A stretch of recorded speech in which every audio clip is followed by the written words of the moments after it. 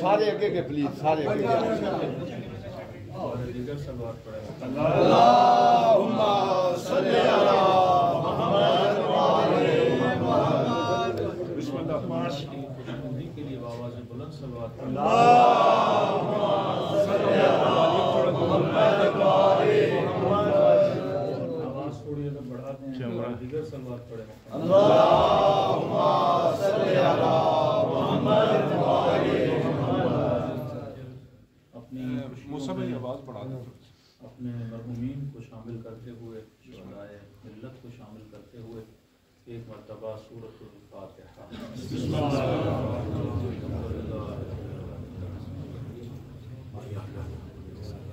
الصراط المستقیم صراط الذین انعمت علیہم بسم اللہ الرحمن الرحیم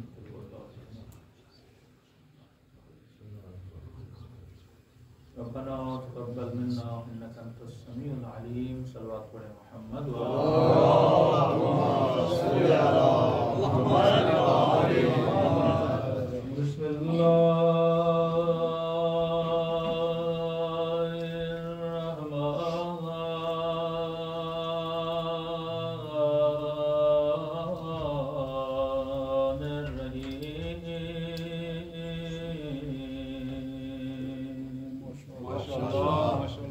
الحمد للہ رب العالمین الحمد للہ کما هو اہلہ الصلاۃ والسلام سید المرسلین وخاتم النبیین ابی القاسم محمد اللہم صلی علی محمد وآلِ محمد طیبین الطاہرین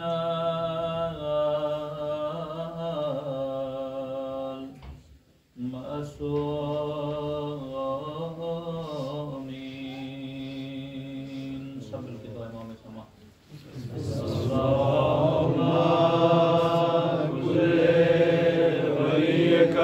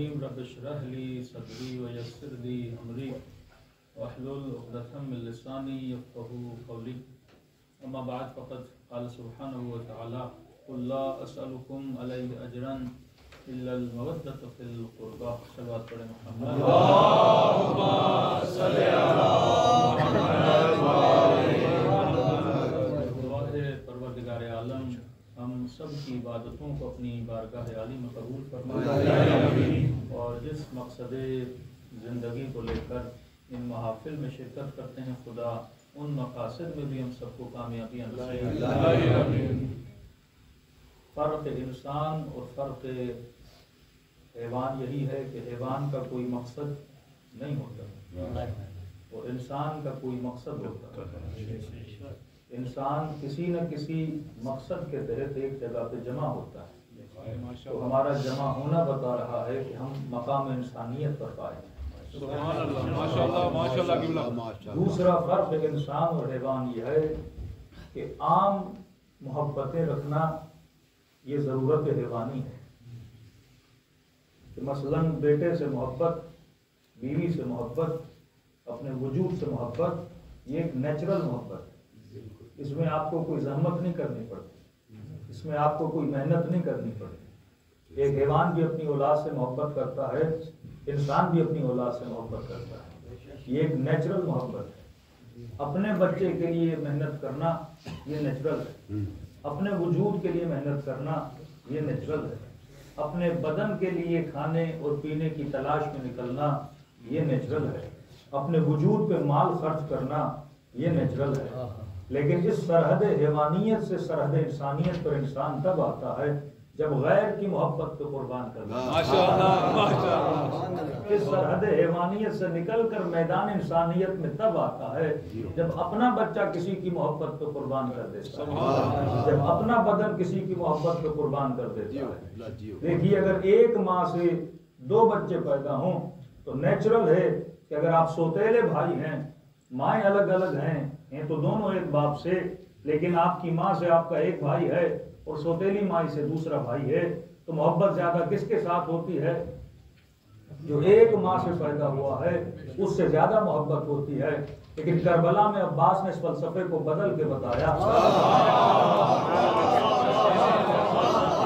اپنے تینوں بھائیوں کو بٹھا کر کہا کہ تم نے اپنی جان کو حسین پہ قربان کیا، اور یہ یاد دلایا کہ ہم ام البنین کے بیٹے ہیں، وہ فاطمہ کا لال ہے۔ محبت اس سرحد نیچر سے نکل کر سرحد عشق میں داخل ہوتی ہے، پھر پتہ چلتا ہے کہ انسان مقام کمال پر بیٹھا ہے۔ اپنی ذات پہ پیسہ خرچ کرنا نیچرل ہے، لیکن مجلس حسین میں آ کے حسین پہ خرچ کرنا یہ بتاتا ہے کہ ہم سرحد عشق میں داخل ہیں۔ 1 گھنٹہ اگر آپ کسی جاب پہ جاتے ہیں تو کم از کم 12 یا 12 پاؤنڈ آپ کو مل جاتے ہیں، لیکن حسین کی مجلس میں آنے سے کوئی 12 پاؤنڈ ملنے والے نہیں ہیں۔ یہاں پہ دل لگا کے کچھ دینا پڑتا ہے، یہ سرحد عشق کی نشانی ہے۔ حسین ہمیں انسان بنانا سکھاتے ہیں، کہتے ہیں سرحد حیوانیت سے نکل کر سرحد انسانیت میں داخل ہو جاؤ۔ اور یہ محبت بڑی باکمال چیز ہے، یہ ہمارے بس میں نہیں ہے کس سے ہوتی ہے کس سے نہیں ہوتی۔ کئی چیزیں نیچرل ہوتی ہیں، لیکن حسین کی محبت انسان کے بس میں ہے، لیکن اس میں عطا خدا بھی شامل ہے۔ کوئی لاکھ چاہنے کے باوجود بھی حسین تک نہ جا سکا، اور اگر جس کے لیے حسین نے چاہا وہ خود بخود حسین تک پہنچ بھی گیا۔ اسی لیے ہمیں روایتیں ملتی ہیں کہ جب اہل بیت کے ذکر میں آیا کرو تو اس میں تیرا کمال نہیں ہے، یہ سیدہ کا کمال ہے۔ ذکر میں چنتی بھی ہے اور لوگوں کو بلاتی بھی ہے۔ کسی نے محبت کے حوالے سے میرے چوتھے امام سے کہا کہ مولا، محبت تبھی ہوتی ہے جب آپ پر کوئی احسان کرے، آپ کے لیے کوئی اچھائی کرے، کسی نے کچھ کھلا دیا، کسی نے کوئی مہربانی کر دی، آپ کے تن پہ لباس نہیں تھا، لباس دے دیا، تو آپ کے دل میں اس کے لیے ہمدردی بھی پیدا ہوئی اور تھوڑی محبت بھی پیدا ہو گئی۔ کہنے لگا مولا، یہ بڑا عجیب منظر ہے کہ جو بچہ شکم مادر میں آتا ہے اس نے ابھی تک ماں کے لیے کچھ کیا نہیں۔ 9 مہینہ جب ماں کی شکم میں بڑا ہوتا ہے، یہ ماں کو تکلیف کے سوا کچھ بھی نہیں دیتا۔ مختلف جو ماؤں کو تکلیفیں ہوتی ہیں، وومیٹنگ ہوتی ہے، بڑے بڑے مسائل ہوتے ہیں، کہ 9 مہینہ یہ ماں بچے کو شکم میں اٹھاتی ہے اور تکلیف کے سوا اس نے ماں کو کچھ بھی نہیں دیا۔ اب یہ نہیں کہ پیدا ہو تو ماں کو خوشی دے، ایسا بھی نہیں ہے، جیسے پیدا ہوتا ہے اس سے زیادہ دگنی تکلیف دیتا ہے، اور جب تک چلنے کے قابل نہیں ہوتا پوری رات ماں کو جگاتا ہے، اپنی گندگی اپنی نجاستیں صفا کرواتا ہے۔ فرمایا لیکن مولا سمجھ نہیں آتا، جس نے شکم مادر میں ہوتے ہوئے تکلیف دی، جس نے پیدا ہوتے ہوئے تکلیف دی، جب تک چلنے کے قابل نہیں ہوا تب تک تکلیف دیتا رہا۔ مولا یہ تکلیف کے باوجود ماں اس بچے کی عاشق ہو گئی ہے، اس بچے نے تو کچھ ایسا نہیں کیا لیکن یہ بچے کی عاشق کیوں ہو گئی؟ امام نے فرمایا نہ بچے کا کمال ہے نہ ماں کا کمال ہے، یہ کمال اس محبت کا ہے جس خالق نے ماں کے دل کے اندر رکھی۔ اگر ہم مجلس اہل بیت میں آئے ہیں، اگر ہمارے اندر عشق خدا ہے اور عشق اہل بیت ہے، اس میں ہمارا کمال نہیں ہے، یہ اس محبت کا کمال ہے جس نے ہمارے دل کے اندر رکھی ہے۔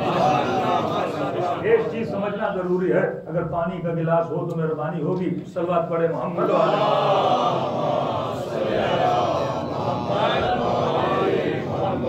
شاید آپ کی نسلیں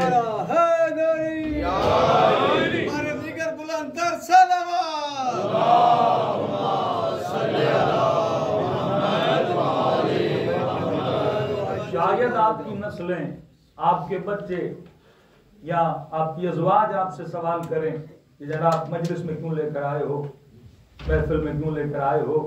یہ ذکر تو ہم گھر میں بیٹھ کے ٹی وی پر بھی سن سکتے تھے، اتنا ماڈرن زمانہ، یہ چیزیں ہمیں ڈیجیٹل میڈیا سے مل جاتی ہیں، سوشل میڈیا سے دریافت ہیں، اب اتنی انرجی خرچ کر کے بندہ پیدل چل کے مجلس میں جانے سے ہمیں کیا ملتا ہے؟ اس کے لیے مثال دے رہا ہوں۔ گلاس اس لیے منگوایا تاکہ مثال آپ کے ذہن میں ذہن نشین ہو جائے۔ گلاس کو کہتے ہیں عربی میں ظرف، اور اس کے اندر جو پانی ہے اسے کہتے ہیں مظروف۔ ایک ہوتا ہے ظرف، ایک ہوتا ہے مظروف۔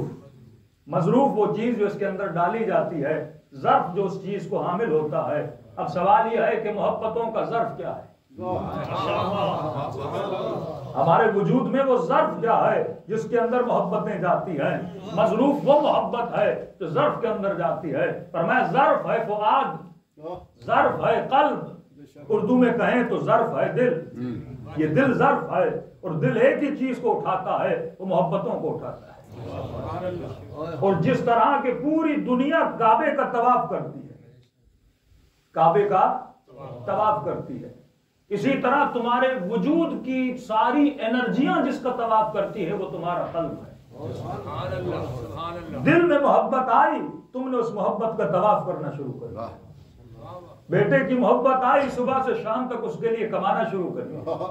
بیوی کی محبت آئی، صبح سے شام تک اس کی خدمت کرنا شروع کر دیا۔ زوجہ کے دل میں شوہر کی محبت آئی، اس نے خدمت کرنا شروع کر دی۔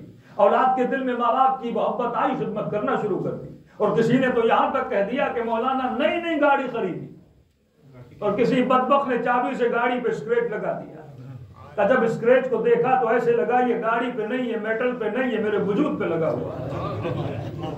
جب محبت دل میں کسی چیز کی آ جاتی ہے، وہ چاہے میٹل بھی ہو اسے تکلیف ہوتی ہے، حالانکہ میٹل میں تکلیف نہیں ہے، لیکن اس کے اسکریچ کو دیکھ کر کیونکہ اس کے حسن پہ ایک ضرب لگی ہے، اس کی خوبصورتی پہ ایک ضرب لگی ہے، تو ایسا محسوس ہوتا ہے کہ یہ ضرب میرے وجود پہ لگی ہے، اس پہ نہیں لگی ہے۔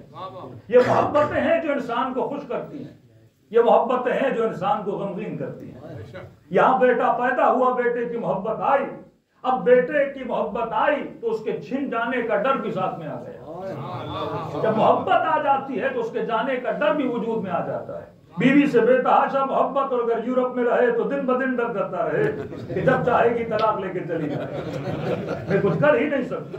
مال سے محبت ہو تو دن رات ڈر رہنے کا خوف رہتا ہے کہ کوئی بھی مجھ سے چھین سکتا ہے، کیونکہ یہاں پہ قانون ایسے ہیں کہ ایزلی آپ سے چیزیں چھن جانے کے قوانین موجود ہیں۔ تو یہاں پہ اگر کسی چیز کو اپنے ساتھ رکھ سکتے ہو تو ایک ہی فلسفہ اور فلسفہ محبت ہے۔ یہاں اگر اولاد کو تم نے محبت کے دھاگے سے باندھے رکھا وہ کبھی تم سے جدا نہیں ہوگا۔ یہاں بیوی کو محبت کے دھاگے سے باندھے رکھا وہ کبھی تم سے جدا نہیں ہوگی۔ یہاں بیوی نے شوہر کو محبت کے دھاگے سے باندھے رکھا وہ کبھی اس سے جدا نہیں ہوگی، کیونکہ یہ محبت ہے جو انسان کو جوڑتی ہے، اور وہ نفرت ہے جو انسان کو جدا کر دیتی ہے۔ اور اگر کوئی کسی کو چھوڑتا بھی ہے، ضروری نہیں کہ نفرت کی وجہ سے چھوڑے، وہ شاید کسی اور محبت کی وجہ سے چھوڑ رہا ہے۔ اگر حر نے یزید کے لشکر کو چھوڑا اور پہلے یزید کے لشکر کے ساتھ تھا، اگر اس کے ساتھ تھا تو اس کا مطلب کوئی نہ کوئی محبت تھی جو جڑی ہوئی تھی، یا اقتدار کی محبت ہوگی، یا مال کی محبت ہوگی، یا کسی سیٹ کی محبت ہوگی۔ اور اگر اس محبت کو چھوڑ کے حسین کی محبت میں گرفتار ہوا تو یقیناً اسے حسین کی محبت اعلیٰ لگی ہوگی۔ اگر کربلا میں کوئی اپنا بچہ قربان کر رہا ہے تو اس کا مطلب یہ نہیں اسے اپنے بچے سے محبت نہیں ہے، وہ محبت اپنی جگہ پر ہے، لیکن جب اعلیٰ محبت آتی ہے تو قاسم قربان ہو جاتا ہے۔ جب اعلیٰ محبت آتی ہے تو عباس بھائیوں کو قربان کر دیتے ہیں۔ ایسا نہیں کر دیتے عباس کو اپنے بازوؤں سے پیار نہیں ہے، اپنے بدن سے پیار نہیں ہے۔ کون سا انسان ہے جو اپنے بدن سے پیار نہ کرے؟ پیار ہے، لیکن جس پہ عباس بازو قربان کر رہے ہیں اس سے زیادہ پیار ہے۔ تو ہم نے جس چیز کی کوشش کرنی ہے وہ محبت کے درجے کو بڑھانے کی کوشش کرنی ہے۔ محبت جب اعلیٰ درجے پر آتی ہے تو پھر وفا جنم لیتی ہے۔ محبت جب اعلیٰ درجے پر آتی ہے تو پھر ادب جنم لیتا ہے۔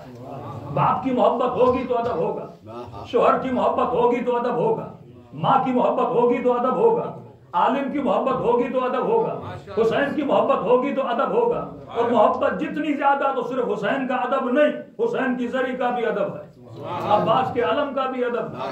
وہ فرش جس وہ حسین کی زمین پر لگا ہے اس کو بھی بندہ چومتا ہے۔ دیکھیے دنیا کا سارا چکر ہے نسبت کا۔ ابھی شعر پڑھا کسی ہندو کا، تو کسی ہندو نے سوال کیا کہ آپ مسلمانوں کا فلسفہ ہماری سمجھ میں نہیں آتا کہ ہم بتوں کو چومیں تو ہم کافر، ہم پتھر کو چومیں تو ہم کافر، ہم بدعتی کہلائے، ہم مشرک کہلائے، ہم کافر کہلائے۔ کہ سمجھ آپ مسلمانوں کی بھی نہیں آتی، آپ بھی تو سارا دن پتھروں کے پیچھے ہو۔ وہ مندر بناتے ہیں، ایک مورتی رکھتے ہیں، اسے چومتے ہیں، اس پہ نذرانہ دیتے ہیں، اس پہ خرچ کرتے ہیں، بڑے خرچے کر کے پیدل چل کے اپنی مورتیوں کی زیارت کو جاتے ہیں۔ کہ آپ جو پورے سال میں حج کرنے جاتے ہو، ملینز آف دا پیپل، ایک پتھر کا گھر ہے، اس کے گرد گھومتے رہتے ہو، اور کہ ہم نے عجیب منظر دیکھا، اس پتھر کے گھر کے اطراف میں پھر ایک کالا پتھر بھی تھا، جیسے حجر اسود نام ہی کالا پتھر حجر اسود ہے، تو اس کو چومنے کے لیے ایک دوسرے کو دھکے دے رہے ہو، اور یہاں تک سنا کہ چومتے چومتے کچھ کی جانیں بھی نکل گئیں۔ اتنی بھیڑ میں اس پتھر کو، کعبہ پتھر کا، حجر اسود پتھر کا، سید صفا و مروہ جن پہاڑیوں کے بیچ میں کرتے ہو پہاڑیاں پتھر کی، جس شیطان کو جس کنکر سے مارتے ہو شیطان بھی پتھر کا،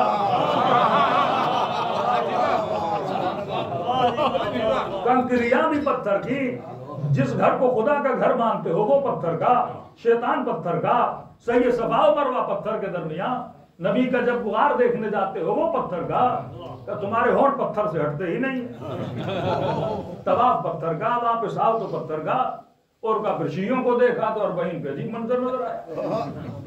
ملینز آف دا پیپل جا رہے ہیں کس کی طرف؟ ذریعہ حسین کی طرف، کہ وہاں پتھر تھا یہاں چاندی تھی۔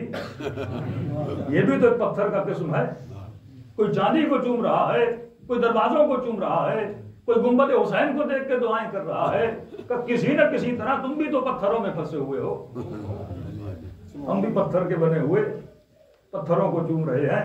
کہ پھر دیکھا مسجدوں میں آئے تو سجدگاہوں پہ سجدہ، پھر پتھر پہ سجدہ، پھر اسی سجدگاہ کو چوم رہے ہو۔ کہیں تو سارے کے سارے پتھر کے پیچھے، تو میں کافر کیسے اور تو مسلم کیسے؟ مجھے بڑی آسانی سے کافر بنا دیا اور سارے کام خود کرتے رہے، لیکن کہا کہ میں مسلمان ہوں، کہ اگر میرے دل میں پتھر کی محبت ہے تو تیرے دل میں بھی تو پتھر کی محبت ہے، کعبہ بھی تو پتھر کا ہے، سید صفا و مروہ بھی تو پتھر کا ہے، قبر حسین بھی تو پتھر کی ہے۔ میں نے کہا مسئلہ پتھر کا نہیں ہے، مسئلہ نسبت پتھر کا ہے۔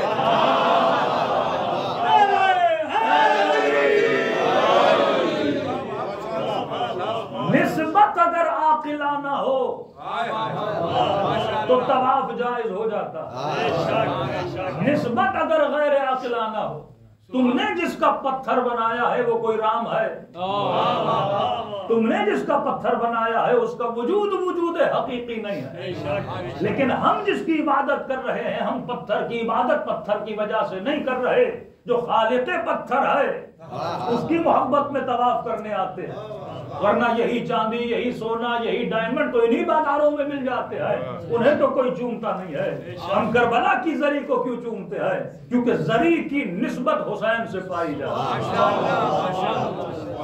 معاملہ نسبتوں کا تھا اور مسلمان انہی نسبتوں میں پھنسے رہے۔ کہا کہ مجلسوں سے تمہیں کیا ملتا ہے، کربلا سے تمہیں کیا ملتا ہے، اور وہی سوال کرو کہ مکے سے تمہیں کیا ملتا ہے۔ ہم پر بدعت کا فتویٰ کیوں لگتا ہے؟ کیونکہ کہا کہ علم کے کپڑے کو چومتے ہیں، اور خود جاتے ہیں غلاف کعبہ کو چومتے ہیں. تو غلاف کعبہ کی نسبت خدا سے ہے، علم کی نسبت عباس سے ہے. معاملہ نسبت کا ہے. قرآن کی آیت پڑھ رہا ہوں، وَإِذِ اسْتَسْقَىٰ مُوسَىٰ لِقَوْمِهِ فَقُلْ نَضْرِبْ بِعَصَاكَ الْحَجَرَ فَانْفَجَرَتْ مِنْهُ اثْنَتَا عَشْرَةَ عَيْنًا. موسیٰ کی قوم آئی، موسیٰ پیاس ہے، قحط آ گیا ہے، پانی نہیں ہے، کچھ کریے ہمارے لیے. تو ہم نے کہا کہ جناب اگر قوم کو پانی چاہیے تھا تو یہ شیعوں کی طرح نبی کے پاس کیوں آ گئی؟ کہ تمہاری طرح ڈائریکٹ اللہ کے پاس چلی جاتی نا، میدان میں چلی جاتی، صحرا میں چلی جاتی کہ خدایا پانی چاہیے، بارش برسا دے. تو کہنے لگا کہ جناب کیونکہ قوم تمہاری طرح جاہل تھی. میں نے کہا قوم جاہل تھی، نبی تو عالم تھا. نبی کہہ دیتا میرے پاس نہ آؤ، پانی چاہیے تو خدا سے جا کر مانگو. لیکن نبی نے بھی بڑا عجیب کام کیا. نبی یہ بول دیتا چلو میں تمہارے لیے دعا کر دیتا ہوں، اللہ پانی برسا دے، بارش برسا دے.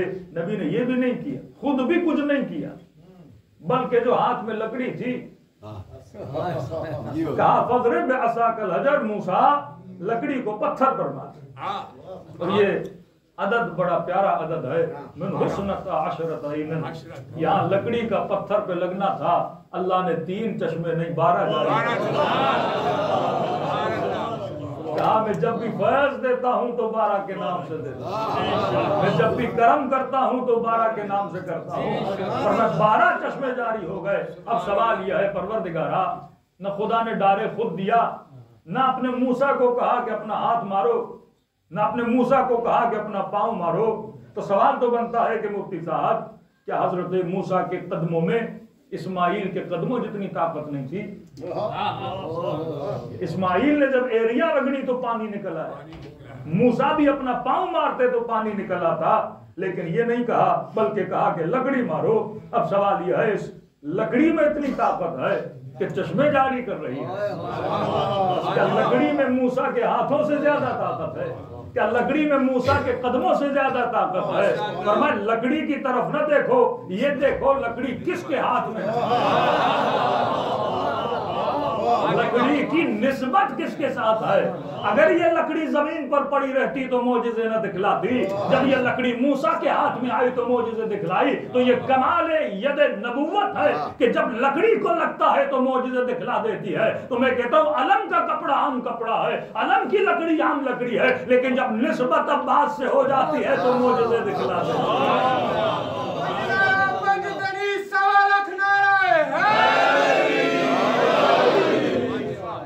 اعجاز الہی جو ہوتا ہے یہ نسبتوں کی وجہ سے ہے.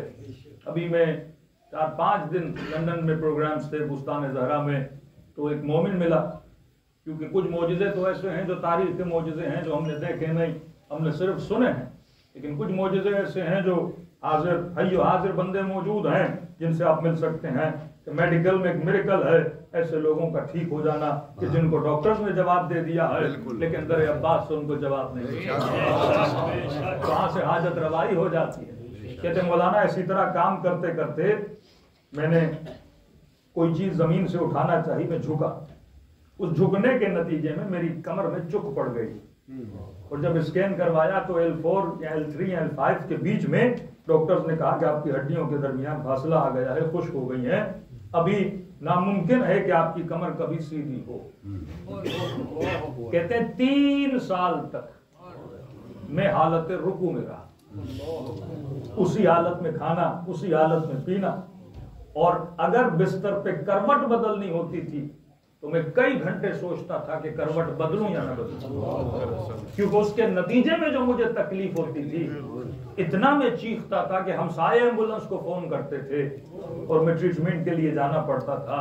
کہ اتنے سال میں کھڑے ہو کے نماز پڑھی نہ، سکون سے میں چلا ویل چیئر پہ ہمیشہ، اور جب بھی چلتا تو جھک کے چلتا. کئی ٹریٹمنٹس ہوئی، انجیکشنز لگی لیکن ٹھیک نہیں ہوا. 3 سال یا 2.5 سال کے بعد ڈاکٹر نے کہا کہ جناب ایک آپریشن ہم کریں گے، اس میں بھی 40% چانسز ہیں ٹھیک ہونے کے، 60% چانسز یہ ہیں کہ آپ ہمیشہ کے لیے پیرالائز ہو جائیں. اب انہوں نے سگنیچرز لیے، یہی میڈیکل میں ہوتا ہے کہ رسک ہو تو آپ سے سگنیچر لے لیا جاتا ہے. اب کہتا میں اسی سوچ میں تھا پتہ نہیں زندہ رہوں یا نہ رہوں. اور جب انسان ایسی زندگی گزارے تو زندگی سے بیدار ہو جاتا ہے کہ پروردگارا یہ زندگی کیسی، اب عزت سے دنیا سے چلا جاؤں تو بہتر ہے۔ تو کسی دوست نے کہا آپریشن سے پہلے کربلا کی ایک زیارت کر لو۔ اب کہتا ہے قطعاً اس نیت سے نہیں گیا کہ شفا لینے جاؤں۔ کچھ لوگ اس نیت سے زیارت کرنے جاتے ہیں کہ کچھ لینے جا رہا ہوں، یہ لالچ کی زیارت ہوتی ہے۔ کچھ لوگ اس لیے جاتے ہیں کہ نہیں دنیا سے جا رہا ہوں ایک ثواب کما کر آ جاؤں، کہ قبر میں جاؤں تو نام اعمال میں ایک حسین کی زیارت موجود ہو، ایک عباس حضرت عباس کی زیارت موجود ہو۔ فرمایا اسی نیت سے گیا، قطعاً میرے ذہن میں یہ نہیں تھا کہ کوئی شفا لینے جا رہا ہوں، کہتا نہیں خلوص سے دل سے چل پڑا۔ اب اتنی تکلیف سے میں نے سفر کیا، ایئرپورٹ پہ اترا، کربلا پہنچا، کبھی امام حسین کی زیارت پہ، کبھی عباس کی زیارت پہ، کیونکہ بھیڑ ہوتی تھی، اب تکلیف مجھے بہت زیادہ تھی، لہٰذا میں راتوں کو دیر سے جاتا تھا جب حرم میں کوئی رش نہیں ہوتا تھا۔ کہتے ایک دن حضرت عباس کے حرم میں چلا گیا اور غازی عباس کی زیارت کر رہا تھا اور دعا کیا کر رہا تھا کہ غازی عباس بس قبر میں شفاعت چاہیے، نجات چاہیے۔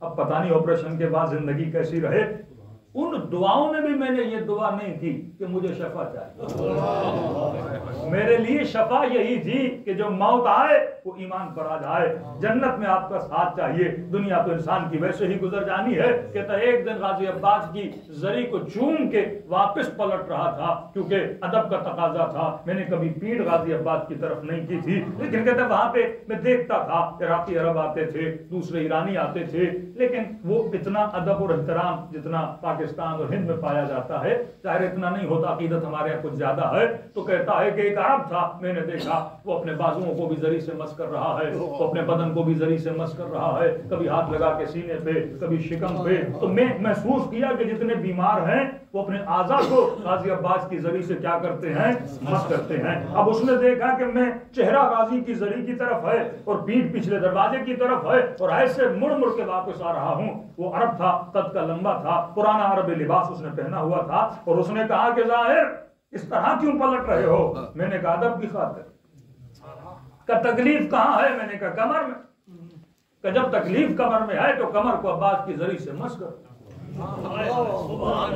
میں نے کہا ادب کی خاطر کیسے زری کو حضرت اپنی کمر کو عباس کی زری سے مس کروں؟ کہ تھوڑا ڈانٹنے والے لہجے میں بولا کہ میں کہہ رہا ہوں کہ اپنی کمر کو زری سے مس کرو۔ اب کہتا بے ساختہ میں مڑا اور اپنی جو کمر کا مہرہ تھا وہ عباس کی چاندی والی زری سے میں نے مس کیا۔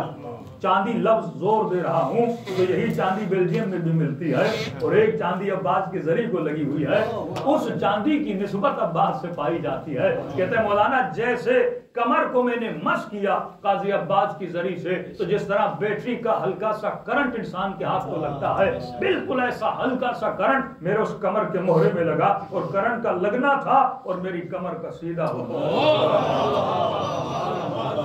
3 سال کے بعد پہلی مرتبہ میری کمر سیدھی ہو گئی۔ اب تصور کرے جو انتڑیاں تھیں 3 سال تک جو بندہ جھکا ہوا ہو، کہتا ہے ایسے لگا کہ جان میں جان آ گئی ہے، اور کہتا ہے پہلی مرتبہ 3 سال کے بعد میں نے کھڑے ہو کر نماز پڑھی، اور نماز میں جو گریا تھا کہتا میں بتا نہیں سکتا، خوشی کا گریا تھا، ذوق کا گریا تھا، کون سا گریا تھا مجھے نہیں پتا، اور جتنی نمازیں پڑھ سکا میں نے حرم حضرت عباس میں پڑھ لی، کیونکہ یقین نہیں آ رہا تھا کہیں کمر پھر سے نہ جھک جائے، لیکن میں نے کہا نہیں، اگر نماز میں کمر نہیں جھک رہی ہے تو یہ کمر ہمیشہ سیدھی رہے گی۔ اب کہتا وہاں سے خوشی کے عالم میں ہوٹل پہ گیا، شاید میرا کمرہ 6ٹھی 7ویں منزل پر تھا، اب میں لفٹ سے نہیں جا رہا، میں سیڑھیوں سے جا رہا ہوں، کبھی نیچے آ رہا ہوں، کسی قافلے والے کو نہیں بتایا، نہ ہی کسی قافلے میں کسی بندے نے محسوس کیا، کبھی کبھی دیکھ دیکھ کے عادت ہو جاتی ہے، کسی نے محسوس نہیں کیا کہ میری کمر ٹھیک ہوئی ہے۔ کہتے اپنے بیگ اپنے سامان سیڑھیوں سے نیچے اترتا ہوا آ رہا ہوں، اور چہرے پہ رونق بھی ہے، چہرے پہ خوشی بھی ہے۔ کسی قافلے والے نے کہا آپ آج خوش بڑے نظر آ رہے ہو، میں نے کہا لگتا ہے آپ نے میری کمر کی طرف توجہ نہیں کی ہے،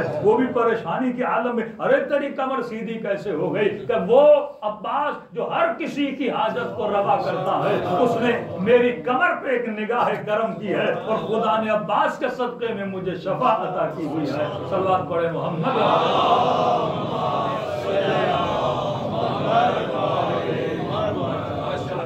یہ کمال اس چاندی کا نہیں تھا، یہ کمال اس نسبت کا تھا۔ اگر موسیٰ کی لکڑی چشمے جاری کر سکتی ہے تو زری عباس بھی معجزے دکھلا۔ یہ ظرف محبت صرف اتنا سوچئے سوسائٹیز میں آپ رہتے ہیں، آپ نے صرف ایک کام کرنا ہے، نسل در نسل اپنی نسلوں کو بچا سکتے ہو۔ وہ کون سا کام ہے؟ صرف اپنے بچوں کو ایک چیز بتا دینی ہے کہ میرے لال ہم تجھے محبتوں سے نہیں روکتے۔ محبت تو ہو جاتی ہے، وہ گاڑی سے ہو، کبھی مال سے ہو، کبھی بدن سے ہو، کبھی کپڑے سے ہو، کبھی مختلف برانڈ سے ہو، محبتیں ہو جاتی ہیں۔ جو چیز چمکدار لگی محبت ہو گئی، جو چیز خوبصورت لگی محبت ہو گئی، آواز اچھی لگی محبت ہو گئی، گھر اچھا لگا محبت ہو گئی۔ یا آٹومیٹیکلی آپ کی باڈی کا جو سسٹم ہے وہ ری ایکشن دکھاتا رہتا ہے۔ تو میرے لال ہم تجھے محبت سے نہیں روکتے، لیکن فرق انسان اور فرق حیوان یہ ہے کہ انسان جب محبت کرتا ہے تو عاقلانہ محبت کرتا ہے۔ اب عاقلانہ محبت کیا ہے؟ فرمایا کبھی بھی ایسی چیز سے بے تحاشا محبت نہ کرنا جو فنا ہو جائے۔ کیوں؟ اسے فلسفہ سمجھانا، کیونکہ محبت جب آتی ہے تو خوشی لاتی ہے، ساتھ میں بے تحاشا حزن بھی لاتی ہے۔ جن لوگوں نے خودکشیاں کی محبتوں کی وجہ سے، انگلینڈ میں ایک بندہ خدا 2 دفعہ اس نے خودکشی کی۔ کیوں کی؟ کہ مولانا میری ہی بیوی میرے کسی جاننے والے کے ساتھ شادی کر کے چلی گئی، ساتھ میں بچے بھی لے، پوری زندگی جو کمایا 60% وہ پیسہ بھی لے گئی، نہ بچوں سے مل سکتا ہوں نہ کیا۔ اب کیونکہ بیوی سے بے تحاشا محبت تھی، اس کے جدا ہونے سے وہ دنیا سے ہی جدا ہونا چاہتا تھا۔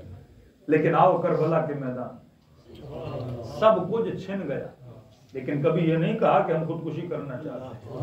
دشمن بھی کہنے لگا کہ سب کچھ جانے کے بعد میں نے حسین کے چہرے پہ ایسا اطمینان دیکھا جیسے حسین نے کچھ گوایا ہی نہیں۔ یزید تخت پہ بیٹھ کے پریشان تھا، زینب کے ہاتھوں میں رسیاں تھی پر چہرے پہ اطمینان تھا، کیونکہ ایک ہی محبت ہے جو انسان کو اطمینان دیتی ہے۔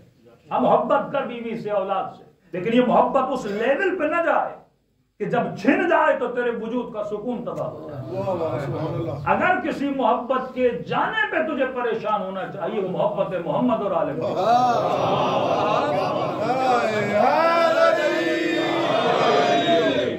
تبھی دعائے کمیل میں علی ابن ابی طالب خدا کو قسم دے کر کہتے ہیں کہ اے خدا، میں ہمیشہ کہتا ہوں پوری دعا میں امیر المؤمنین ایک گنہگار کے وکیل بنے ہوئے ہیں۔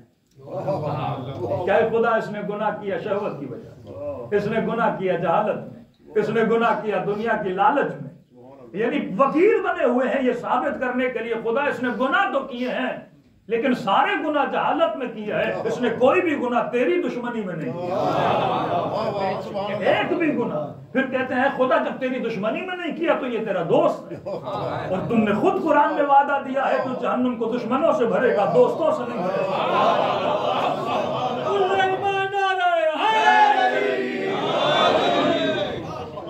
اور اپنی عزت کی قسم اور خدا کو خدا کی عزت کی قسم کا واسطہ دے کر علی کہہ رہے ہیں خدا بے عزت ہے، تجھے تیری عزت کا واسطہ ہے، اللہ یحجب عنک دعائی۔ مقام حزن بندے کے لیے تب ہے کہ خدا مجھے کبھی بھی اپنی محفل سے محروم نہیں کر۔ محبوب کے لیے یہی ہوتا ہے کہ آپ جس کے عاشق ہو وہ آپ کو اپنے گھر میں نہ آنے، وہ آپ سے ملنا نہ چاہے۔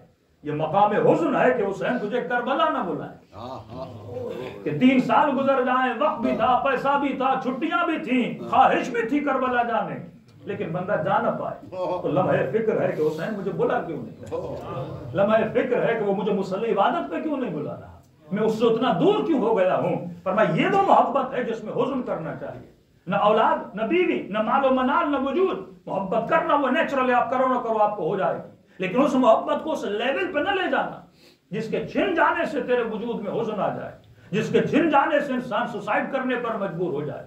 تو ایک چیز آپ نے اپنی نسلوں کے ذہنوں میں بٹھا دینی ہے کہ میرے لال محبت اس سے کرنا جو کمال کی محبت ہو، جو فنا والی محبت نہ ہو، جو بقا والی محبت ہو۔ تو رایت اللہ مراکی کا جملہ ہر مجلس میں پڑھتا ہوں، فرماتے ہیں دنیا کی کوئی ایسی لذت نہیں جس کی انتہا نجاست نہ ہو،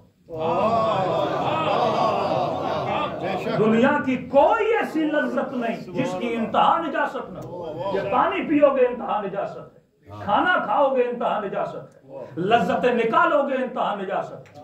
فرمایا ایسی لذتوں کے عاشق نہ بنو جن کی انتہا نجاست ہے۔ زندگی کے سروائیول کے لیے ان چیزوں کو رکھو کیونکہ ضرورت بدن ہے، لیکن عاشق نہ بننا. کہا پھر کس لذت کے عاشق بنے؟ کہا ایسی لذت کے عاشق بنو جس کی ابتدا بھی نور ہو، جس کی انتہا بھی نور ہو. اور اگر کوئی ایسی لذت ہے فرمایا وہ عشق خدا اور عشق حسین ہے، جس کی ابتدا بھی نور ہے انتہا بھی نور ہے.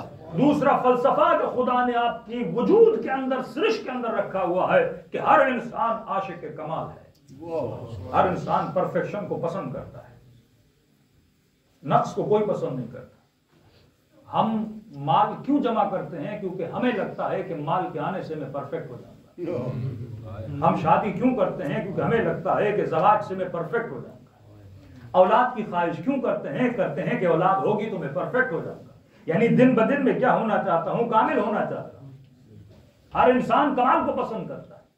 چہرہ دیکھا آئینے میں تو یہ محسوس ہوا جب تک سر پہ بال تھے تو کمال تھا، بال نہیں تو شاید کمال چلا گیا. اب اس کمال کو حاصل کرنے کے لیے مختلف آپریشن کے پیچھے یہاں سے بال لگاؤ وہاں سے بال لگاؤ. اگر فلسفہ بدل جائے نا، اگر آپ غلط چیز کو کمال سمجھنے لگو کہ بندے خدا آج بال لگا لیے کل پھر تو جانے چاہے تم گھٹنے لوہے کے لگا دو ایک دن بیٹھ تو جانا، ایک دن دنیا سے تو جانا. کتنے بھی حسین چہرے رکھ لو ایک دن مرجھا جائیں گے، کتنے بھی خوبصورت پھول لاؤ ایک دن مرجھا جائیں گے. بہترین سیب گھر میں لے کر آؤ، بیٹے کو مثال دو بیٹا یہ سیب ہے فریش سیب ہے، رکھو 2 دن کے بعد دیکھو گے مرجھا جائے گا. بہترین پھول لاؤ گے مرجھا جائے گا. یہ دنیا ہمیں کیا بتا رہی ہے کہ نہ دن کو کمال ہے نہ رات کو کمال ہے.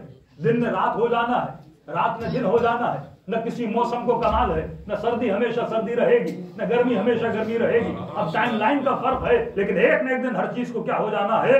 ختم ہو جانا ہے.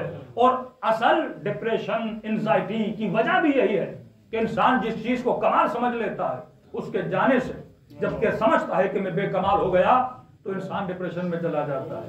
جون رنگ کا کالا تھا، دنیا سمجھتی تھی کہ با کمال نہیں ہے، اور کہنے لگا مولا لوگ یہ کہتے ہیں کہ تیرا رنگ کالا ہے، لوگ یہ کہتے ہیں تیرے بدن سے بو آتی ہے. حسین نے کہا جون دنیا کو چھوڑ دو، میں دعا کرتا ہوں قیامت کے دن جب تو آئے گا تیرا چہرہ انہی تانے دینے والوں سے زیادہ سفید ہوگا. مثال کیا دے رہے ہیں کہ کمال دنیا نہیں ہے، کمال کیا ہے؟ آخرت میں ہے. یہاں بڑے سے بڑا نبی بھی ہو جس مٹی میں چلا جاتا ہے، اصل کمال وہ ہے کہ وہاں اٹھایا جائے.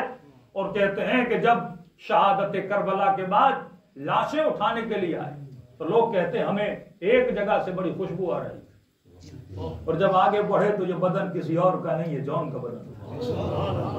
اصل کمال یہ ہے کہ مرنے کے بعد تمہارے لہو سے اور بدن سے کیا آنے لگے؟ خوشبو آنے لگے. ایک ریسرچ بتا رہا ہوں آپ کو، یو کے کی ریسرچ ہے. 2018 اور 21-22 کے درمیان انہوں نے دیکھا کہ وہاں پہ جو یوتھ ہیں تقریباً 18 سال سے لے کے 25 سال تک جو جوان بچے اور بچیاں ہیں ان کے اندر ڈپریشن ہائی لیول کا ہے. بھائی ڈپریشن کیوں ہے؟ پیسہ نہیں ہے کہے، انجوائمنٹ نہیں ہے کہے، گاڑی نہیں ہے کہے، کیا مسئلہ ہے؟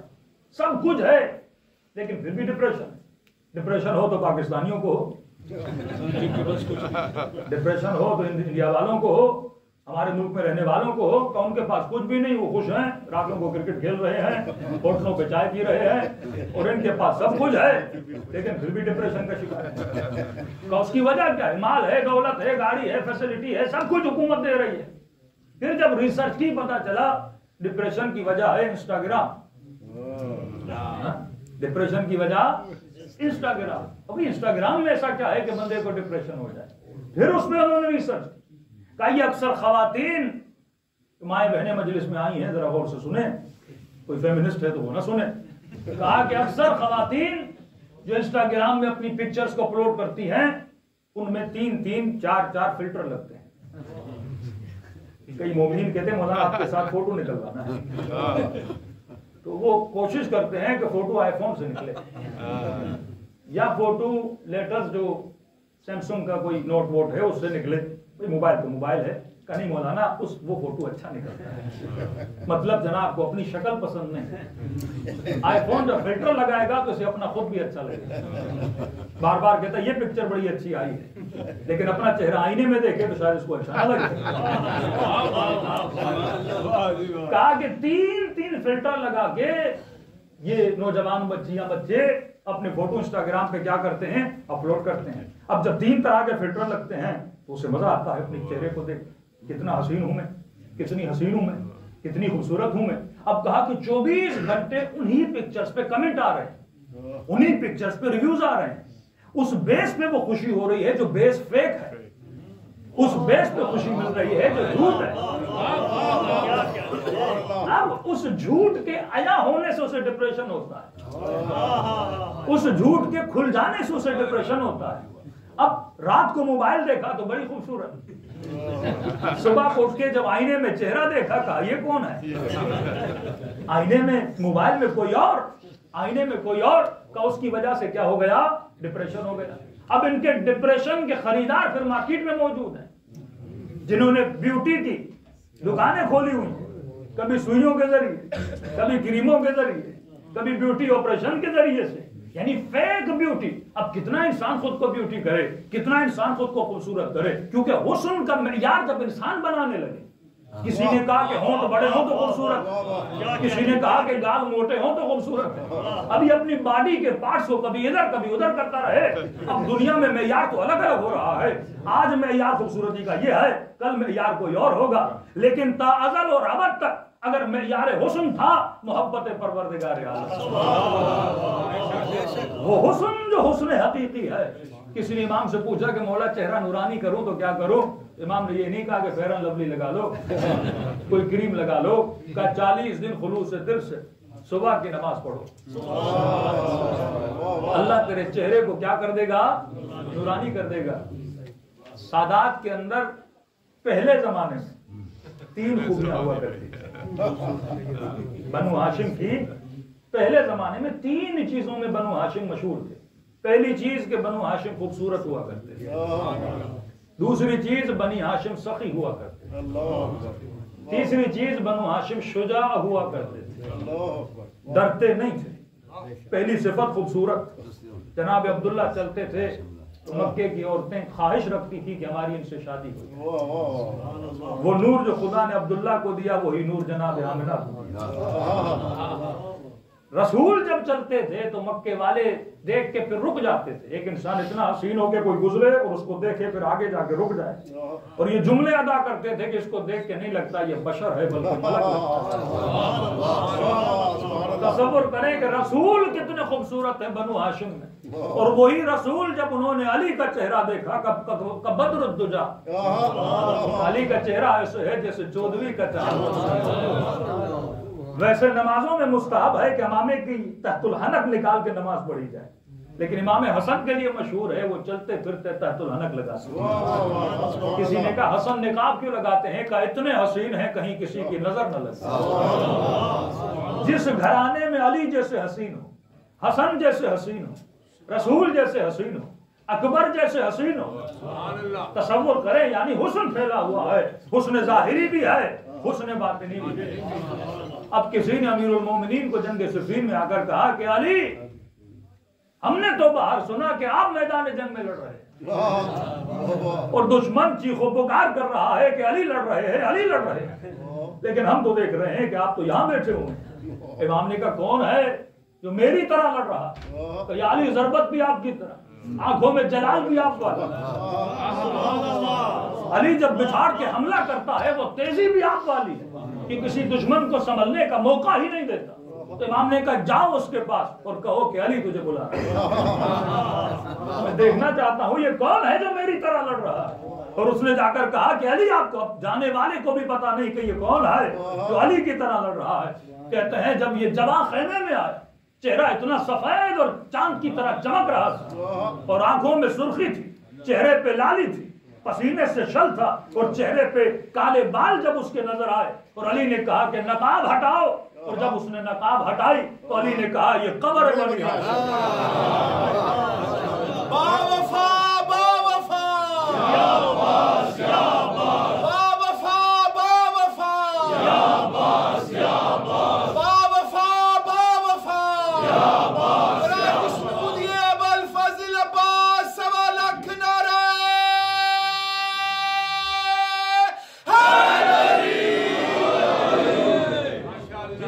अली जैसा हसीन कमर करे, तस्वुर करें वो कितना हसीन होगा। जब भी किसी मासूम की कब्र पे जाएं, उसके सारे फजाइल उस मासूम की ज़ियारत में हो। अगर इन टोटल अगर अहले बैत की फजीलत पढ़नी हो तो ज़ियारत जामे कबीरा, जिसके अंदर सारे फजाइल हैं। लेकिन फजाइल के भी दर्जात होते हैं, मोहब्बत और मारिफत का मकाम अलग अलग होता है। एक शख्स इमाम के पास आया, कहा अली मौला आपको बूतराब क्यों बोला जाता है? इमाम ने कहा क्योंकि बचपन में मैं ज्यादा मिट्टी में बैठता था,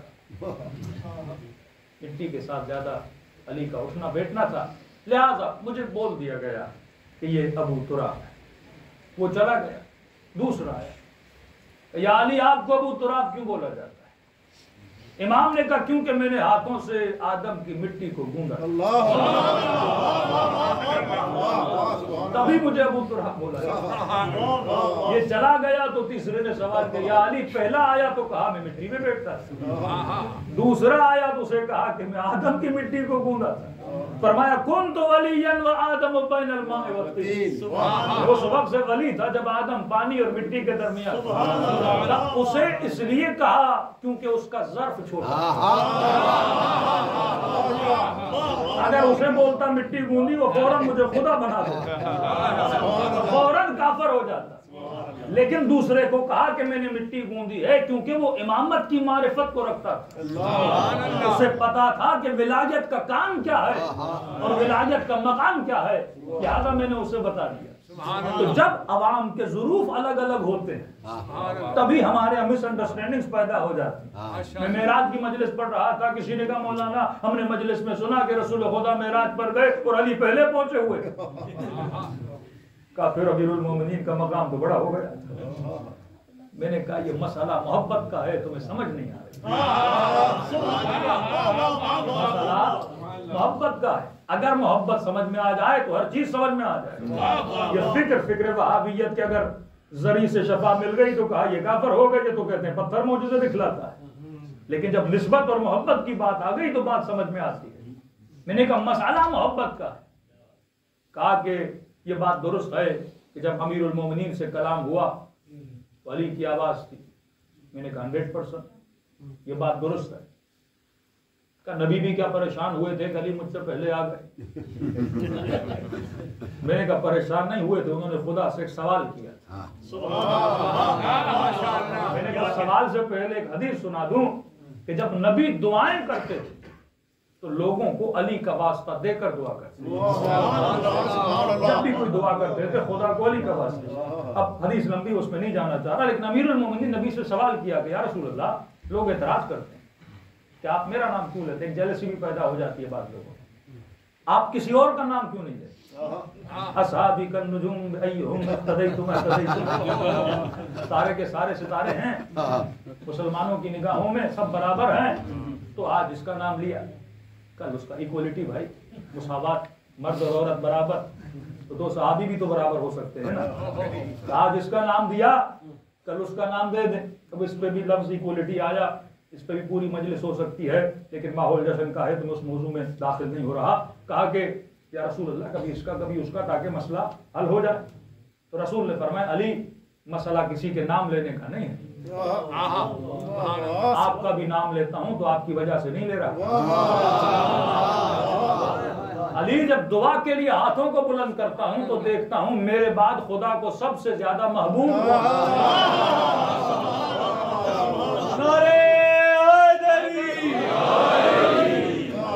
हदीस से इनकार करे तो खैबर की हदीस से तो इनकार नहीं कर सकता।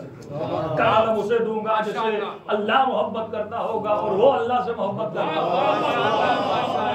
एक तरफा मोहब्बत बंदे को जलील करती है, दो तरफा मोहब्बत हो तो कमाल होता।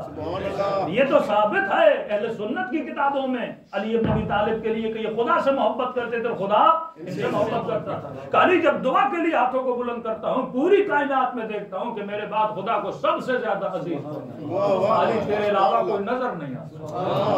तभी खुदा को किसका वास्ता देता हूँ? तेरा वास्ता देता हूँ। अब रसूल गए मेराज पर, अल्लाह ने कलाम किया रसूल से। अब अगर मैं आपसे कलाम कर रहा हूँ میں کلام کرنے میں کس چیز کا محتاج ہوں؟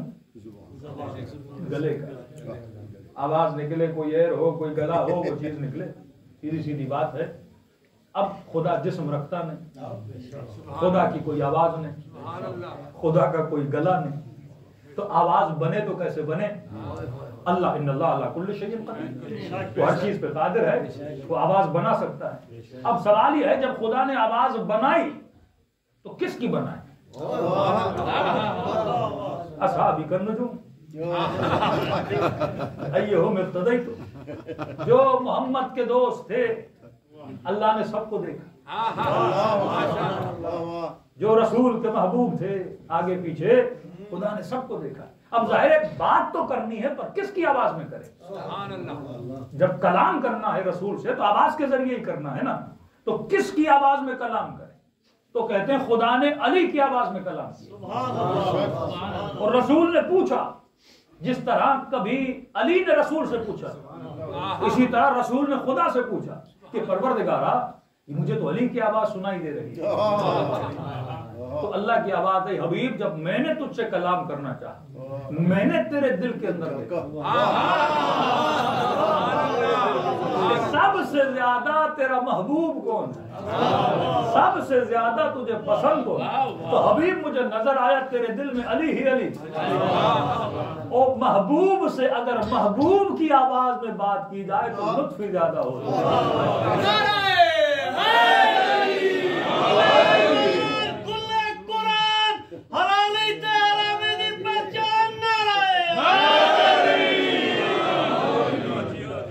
حلالی اور حرامی کی بات آئی.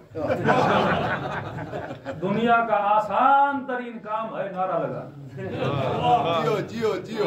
دنیا کا آسان ترین کام ہے نعرہ لگانا. کراچی کی ایک مجلس سے ایک مومن باہر آ رہا تھا تو ہاتھ اس کے اوپر. لوگوں نے کہا کہ جناب کیا ہوا، ہاتھ اوپر ہے؟ کہا کہ ذاکر صاحب نے بولا جو حلالی ہیں وہ ہاتھ اوپر کریں. کہا کہ ہم ہاتھ اوپر کر کے ہی مجلس سے باہر آتے ہیں. تو حلالی حرامی کی نشانی یہ نہیں ہے. اب ظاہر نعرے مروانے کے لیے ہم اپنی نئی نئی روایتیں گھڑنا شروع کر دیں. میری مجلس چمک جائے تو میں کہوں جو حلالی ہاتھ اوپر کر، جناب ہم نے نہیں کیا تو کیا کوئی حرامی بن جاتا ہے؟ نبی نے حلالی اور حرامی کی جو نشانی بتائی ہے وہ اہل بیت کی نشانی، وہ حدیث ہے. لیکن یہ جو ہماری مجمع میں چمکانے والی باتیں ہیں وہ الگ ہیں. ہمیشہ کہتا ہوں دنیا کا آسان ترین کام ہے نعرہ لگانا. اور قراطی کا بہت پیارا جملہ جو اردو میں بیان کرتا ہوں، فرماتے ہیں کہاں یا علی کہنا اور کہاں علی کے ساتھ رہنا. یا علی کہنا دنیا کا آسان طریقہ، لیکن علی کے ساتھ رہنا دنیا کا مشکل طریقہ. کوفے والوں نے یا حسین کہا تھا، حبیب نے کہا بھی تھا، حسین کے ساتھ رہا بھی تھا. اس مقام پر جو آ جائے، دو جملے وقت تمام ہونے کو قریب ہے. حضرت عباس کی زیارت پڑھیں گے. 3-4 صفات ہیں اس زیارت نامے. پہلا نام جو سلام ہے. پہلی بات یاد رکھیے یہ پہلے امام زادے ہیں جن کی زیارت امام معصوم نے سکھائی. باقی جتنی بھی آپ زیارتیں پڑھتے ہیں وہ علماء کی لکھی ہوئی زیارت ہے. مصدر کیا ہے؟ غازی عباس کی زیارت. جس طرح معصوم نے زیارت پڑھی غازی عباس کی، اسی کو کاپی کر کے ان کے آبا و اجداد کے ناموں کو جوڑ کے ادب کے طریقے پہ ایک زیارت بنائی گئی. کوئی بھی زیارت معصوم سے نقل کردہ زیارت نہیں ہے، ماں سوائے زیارت حضرت عباس. اگر کسی کے لیے کوئی روایت ہو تو آپ ان کے دیکھ سکتے ہیں. اب ہم زیارتوں میں کہتے ہیں بے ابھی انتم و امی، مولا حسین میری جان آپ پہ قربان، غازی عباس میری جان آپ پہ قربان. لیکن کتنا بڑا مقام ہے کہ امام معصوم کہے کہ عباس میری جان تجھ پہ قربان. چھٹے امام فرماتے ہیں کہ میری جان عباس تجھ پہ قربان. اور امام حسین نے جب سر گود میں لیا تھا تو اس وقت بھی کہا تھا کہ عباس میری جان تجھ پہ قربان. یہ مقام اعلیٰ ترین مقام ہے. پھر پہلا سلام السلام علیکہ ایھا عبد الصالح. ابراہیم دعا کر رہے ہیں خدا مجھے داخل فرما عباد الصالحین، سلیمان دعا کر رہے ہیں خدا مجھے عباد الصالحین میں شامل فرما، لیکن عباس کے لیے نہیں کہا کہ شامل فرما، کہا یہ عبد صالح ہے۔ ہماری نماز کی ہر آخری رکعت میں تشہد کے بعد ہر مومن عباس کو سلام کرتا ہے، اللہ عباد الصالحین، اور یہ عبد صالح کہ ہر نماز میں عباس پہ سلام ہو رہا ہے، ہر نماز میں عباس کا ذکر ہو رہا ہے۔ اب عبد صالح کیوں ہے؟ صالح ہونے کی وجہ کیا ہے؟ فرماتے کیونکہ عباس تو مقام تسلیم پر تھا، دوسری صفت مقام تصدیق پر، تیسری صفت عباس تم نے وفائے عہد کی، چوتھی صفت عباس حق کے راستے میں چلتے ہوئے ذرہ برابر تو جھجکا نہیں۔ مقام تسلیم، صرف اشارہ کر رہا ہوں، صرف اشارہ کر رہا ہوں۔ ایک اہل سنت کے رائٹر ہیں عبد الفتاح مصر کے ہیں، انہوں نے کتاب لکھی علی امیر المومنین، بہت بڑی پیاری کتاب ہے، اور جس کی وجہ سے ان پہ بہتان بھی لگے، شیعہ ہو گیا، یہ ہو گیا، وہ ہو گیا۔ ان کو شہید مفتح نے ایران نے بلایا، کیونکہ ایک اہل سنت کا عالم اگر امیر المومنین کی فضیلت میں کتاب لکھے کمال ہے، اپنے تو لکھتے ہیں لیکن غیر بھی لکھے، یہ حقانیت کی نشانی ہے۔ ابھی قبلہ طاہر القادری صاحب نے بھی مسند امیر المومنین لکھی، یعنی یہ سمجھے بہت بڑا کارنامہ ہے اہل سنت، یعنی مسند، کسی بھی صحابی کی مسند نہیں، صرف امیر المومنین کو انہوں نے مسند لکھی۔ ان کو بلایا گیا، ان سے سوال کیا کہ آپ نے جتنے امیر المومنین کے خطبے جمع کیے ہیں، جتنے بھی، ان خطبات میں سے کوئی ایک خطبہ ایسا ہے جو علی نے رسول کی موجودگی میں بیان کیا؟ سبحان اللہ۔ ایک آدمی عالم ہے، اس کا کلام تو ہونا چاہیے نا ہر زمانے کا، نہیں، جتنے خطبے امیر المومنین کے ہیں وہ رسول کی وفات کے بعد ہیں۔ کہ رسول کی زندگی میں ایسے لگتا تھا جیسے علی کو کچھ آتا ہی، کبھی علی نے رسول کے سامنے کلام ہی نہیں۔ جتنا علم امیر المومنین کا آپ دیکھتے ہیں یہ رسول خدا کے بعد ظاہر ہوا ہے، تو کہا کبھی آپ نے سوچا ایسا کیوں؟ کہا واللہ مجھے بھی نہیں پتا۔ کہا جب سورج ہو نا تو چاند نظر نہیں آتا، جب سورج ہو نا تو ستارے نظر نہیں آتے۔ احترام رسول میں علی نے کبھی اظہار وجود نہیں، اسے کہتے ہیں مقام تسلیم۔ انا عبد من عبید محمد، میں محمد کے غلاموں میں سے غلام، یعنی کہ علی کو کچھ آتا نہیں، کہ محمد کے ہوتے ہوئے علی کلام کیسے کرے؟ ادب امیر المومنین۔ فرمایا بالکل اسی طرح غازی عباس کا مقام ہے، حسین کے ہوتے ہوئے آپ ایک کلام عباس کا دکھا نہیں سکتے۔ جناب حر کے ساتھ مکالمہ ہوا، عباس خاموش۔ کربلا کے 10 دن کبھی ابن سعد کے ساتھ، کبھی کس کے ساتھ مکالمہ ہو رہا ہے، عباس کیا ہے؟ خاموش۔ جو میدان جنگ میں لڑنے کی اتنی صلاحیت رکھتا، لیکن واللہ 10 دنوں میں آپ غازی عباس کی جنگ نہیں دکھا سکتے۔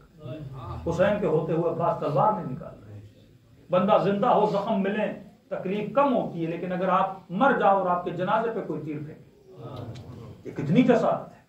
لیکن فرمایا اتنا بڑا واقعہ ہو گیا، تلوار نکالی، امام حسین نے ایک جملہ کا، عباس حسن کی وصیت میں اپنے جنازے میں خون خرابہ نہیں چاہتا، فوراً تلوار کو نیا میں ڈالا۔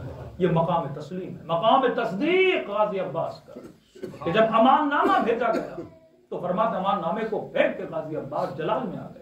کسی نے کہا عباس ہم جانتے ہیں، کہ نہیں، دشمن نے سوچا بھی کیسے میں حسین کو چھوڑ سکتا۔ وفائے عہد کتنی تھی کہ فرمایا چلو میں پانی تھا لیکن پانی پہ لب نہیں لگا، اتنی وفا اپنے امام کے ساتھ۔ یہ جملہ مصیبت کا ہے لیکن فضیلت کا پہاڑ اس کے اندر چھپا ہوا ہے، کہ آپ سمجھیں کہ اطاعت امام کیا ہوتی ہے۔ آج کے جوان، آج کی مائیں بہنیں، لوگوں کو ولایت کا کانسیپٹ نہیں پتا۔ ایکسپٹنس آف ولایت کا مطلب یہ ہے کہ ولایت اہل بیت میں زندگی گزارنا۔ ہم مختلف سسٹموں میں رہتے ہیں، کوئی انڈیا میں رہے گا، کوئی پاکستان میں رہے گا، کوئی بیلجیم میں رہے گا، کوئی UK میں رہے گا۔ جب آپ اس سسٹم میں رہتے ہو تو سمجھو ایک ولایت کے اندر رہ رہے ہیں، اس ولایت کے اندر آپ نے ولایت امیر المؤمنین کے اندر پھر خود کو رکھنا ہے۔ کہ مولانا اپنے بچوں کو اس نظام میں کیسے بچائیں؟ میں نے کہا جس طرح سرد موسم میں کچھ کسان، ایگریکلچر کے لوگ جب فصلیں کرتے ہیں تو کنٹرول انوائرمنٹ بناتے ہیں، ایک پھل سردی میں نہیں ہو سکتا، کنٹرول شیڈ بناتے ہیں اور اس کے اندر اس پھل کو بڑا کرتے ہیں۔ آپ نے اس سوسائٹی میں رہتے ہو اپنے لیے کنٹرول شیڈ بنانا ہے، امام بارگاہ وہ کنٹرول شیڈ ہے جہاں پہ عشق اہل بیت پروان چڑھتا ہے، جہاں محبت اہل بیت پروان چڑھتا ہے۔ یہ مائیں بہنیں اگر گھروں میں وہ کنٹرول شیڈ نہیں بنائیں گے، انوائرمنٹ آپ کی ذات پہ اثر کرتا ہے۔ ایک چھوٹا سا دانہ ہے، سردی ہو انوائرمنٹ اچھا نہ ہو، دانہ درخت نہیں بن سکتا۔ اگر میں اپنے گھروں کا انوائرمنٹ کو کنٹرول شیڈ کی طرح نہیں بناؤں گا، کسی مومن کے گھر میں گئے پینٹنگ لگی ہوئی ہے، ہم نے کہا جناب یہ کیا ہے؟ کہ مولانا 10,000 پاؤنڈ کی ہم نے خریدی ہے۔ میں نے کہا کیا کرے گی یہ پینٹنگ؟ تمہارے بچے پہ کون سا اثر ڈالے گی؟ تم کون سا انوائرمنٹ اپنے بچوں کو دے رہے؟ محبتوں کے دروازے ہوتے ہیں، محبت آنکھوں کے ذریعے جاتی ہے، محبت کانوں کے ذریعے جاتی ہے، محبت لمس کے ذریعے جاتی ہے۔ جب تک گھروں کی دیواروں پہ عباس کے روزے کی تصویر نہیں ہوگی، جب تک گھروں کی دیواروں پہ اہل بیت کے فرامین نہیں ہوں گے، جب وہ انوائرمنٹ نہیں۔ آج آپ بیلجیم میں بیٹھے ہیں، پاکستان کی کونسلیٹ اور ایمبیسی میں چلے جائیں، داخل ہوتے ہی لگتا ہے کہ ہم پاکستان میں آ گئے۔ ایران کی ایمبیسی میں جائیں، ایسے لگتا ہے ایران میں آ گئے۔ ایمبیسیز اپنی چار دیواری کے اندر جو ماحول بناتی ہیں، اپنے ملک کا انوائرمنٹ بناتی ہیں۔ آپ جب تک وہ انوائرمنٹ کریٹ نہیں کرو گے، اور سب سے زیادہ ذمہ داری ہے ماؤں کی ذمہ داری، سب سے زیادہ جو مجھے یہاں پہ ایشو نظر آتا ہے وہ لینگویج کا مسئلہ نظر آتا ہے کہ باپ اپنے بچے سے اپنی زبان میں بات نہیں کر رہا۔ لینگویج تہذیب کا نام ہے، لینگویج تمدن کا نام ہے، لینگویج سویلائزیشن کا نام ہے، لینگویج کلچر کا نام ہے۔ لینگویج گئی تو یہ ساری چاروں چیزیں چلی جاتی۔ اور امیر المومنین سے پوچھا مولا آپ کے شیعہ کی نشانی؟ فرمایا شیعہ عقل مند ہوتا ہے، المؤمن قیس۔ آپ کو پتا ہے میں بیلجیم جا رہا ہوں، سردی ہے تو ساتھ میں کوٹ اٹھاؤ گے کہ نہیں؟ لیکن یہاں بچہ پیدا ہونے کے بعد، بڑا ہونے کے بعد کہتے ہیں مولانا اب کیا کریں، بچے کو دیندار بنانا ہے۔ بھئی جب پیدا ہو رہا تھا تجھے انوائرمنٹ کا پتا تھا کہ نہیں؟ تجھے ماحول کا پتا تھا کہ نہیں؟ اس سے پہلے تم نے کوئی پلاننگ کی تھی کہ بچہ پیدا ہوگا، لینگویج کا بیریئر آئے گا، ثقافت کا بیریئر آئے گا، مشکلات آئیں گی، اس کے لیے تم نے کوئی پلاننگ کی کہ نہیں کی؟ اور اگر بصیرت نہیں تو آپ مومن کیسے ہو؟ مومن صاحب بصیرت ہوتا ہے کہ میں جس ماحول میں جا رہا ہوں اس ماحول میں میں نے سروائیو کیسے کرنا ہے۔ اب یہ نہیں کہ سروائیول امپاسبل ہے، پاسبل ہے۔ بالکل جب سردی کے موسم میں پھل نہیں ہوتا، کنٹرول شیڈ لگا کے پھل کو پیدا کیا جاتا ہے، تو آپ بھی یہاں کو کنٹرول انوائرمنٹ بنا کے کہ اپنے بچوں کو ویسا پروان نہیں چڑھا سکتے۔ لیکن سب سے بڑی مسٹیک لینگویج کی مسٹیک ہے، اور سائیکولوجیکلی پرووڈ ہے جو بچے ملٹیپل لینگویجز میں بات کرتے ہیں وہ زیادہ شارپ اور کین ہوتے ہیں نارمل بچوں سے۔ اور یہ آپ کو خدا نے ایک اپرچونٹی دی ہے کہ آپ کے بچے ملٹیپل لینگویجز میں بات کر سکتے ہیں، بڑے ہو کے خود بھی اچھے مسلمان بن سکتے ہیں اور 4 لوگوں کو مسلمان بنا بھی سکتے ہیں۔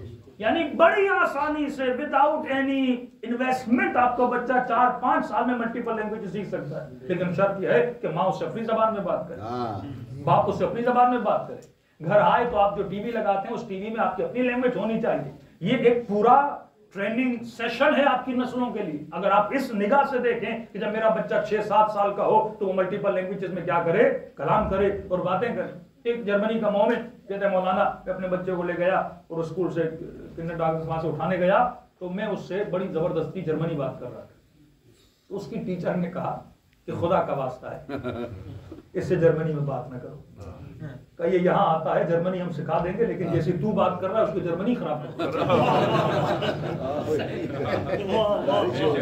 اکثر بچے ماں باپ کا مذاق اڑاتے ہیں کہ یہ کیسی انگلش بات کر رہے ہیں، کیسی جرمنی میں بات کر رہے ہیں، کیسی فرینچ بات کر رہے ہیں۔ تو آپ کو چاہیے کہ آپ اپنی لینگویج میں بات کریں۔ جس انوائرمنٹ میں بچہ رہ رہا ہے، اب عقل سے کچھ زندگی اگر آپ کے لانا ہو، ہمارے ڈیسیژنز اگر آپ کے لانا ہو، بھائی جس سوسائٹی میں آپ رہتے ہو چاہو نہ چاہو وہ لینگویج سیکھ جائے گا، آپ نہ بھی سکھانا چاہو وہ سیکھ جائے گا۔